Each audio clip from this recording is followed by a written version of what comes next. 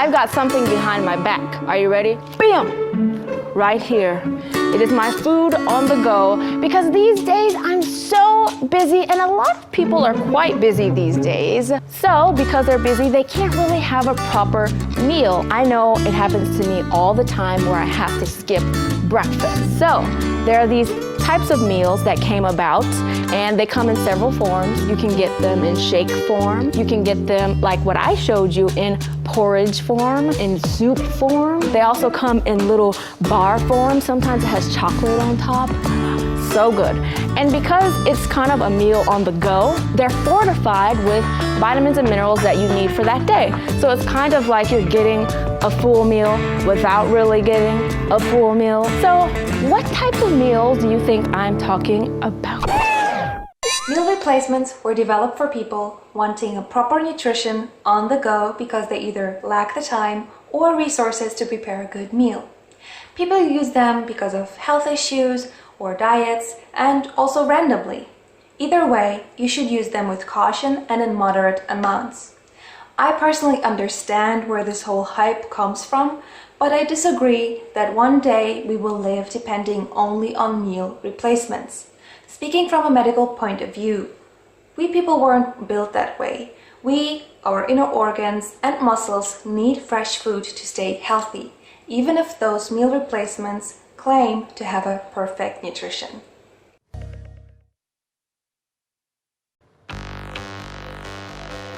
I think I might have just seen a UFO. Do you know what a UFO is? It means unidentified flying object, or commonly known as the spaceships that aliens drive, right? So for today, you have to try and figure out another word that you can use to describe alien. And I'll give you some hints on what this word is.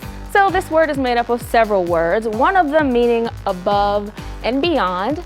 So the second part of the word means land, because if you think about it, they're from another land, or they're outside of this land. So for example, there are cars that you can drive off-road. We say they're all-terrain vehicles because they can drive on many different terrains, on many different lands. And this is the biggest clue.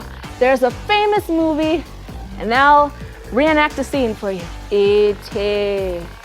Phone home. Can you guess this other word that means alien? I don't believe in conspiracy theories or UFO stories. They're fun, but come on. But I do believe that somewhere in the universe, there is other life, extraterrestrial life, or I should say aliens. Why? Well, we know there are at least 100 billion, if not more, galaxies in the universe. And each of those galaxies can have tens of thousands of millions of stars. And each of those stars can have dozens of planets revolving around it. So there's got to be somewhere at least one other planet with life on it. Now, what would that life be? Would it be like us? Would it value what we value? Would they want war or peace? No one can really say. But imagine that you traveled across the galaxy and met with one and spoke to them face to face. What would you want to say? What would you ask? I would say, "Hi, I'm Billy." And then I'd ask, "Do you guys like to play in the rain?" I'm so happy because I just got a letter in the mail. I don't get very many letters in the mail, except for bills and stuff, of course. Because these days a lot of people use electronic mail. They use emails, right? Because it's very, very fast. The person will receive the letter instantly, right? But there are some people, like my great-grandmother, who I'm very lucky to still have around, who knows nothing about email. So she always sends me letters through regular post mail. So there's a word that we use to describe regular post mail, and we use this word because it's a lot slower than electronic mail. It's very slow. So I'll give you a hint.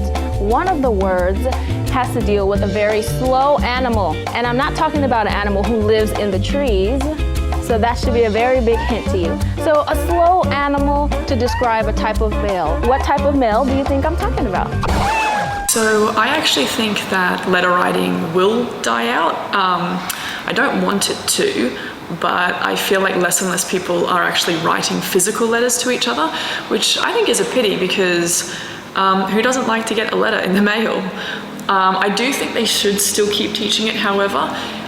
I know it's probably not going to be particularly useful, but different people think in different ways. So some people find it a lot easier to study by physically writing things down rather than typing them out. So if they stop teaching that, I feel like there might be this whole group of people who find it hard to study and they don't know why.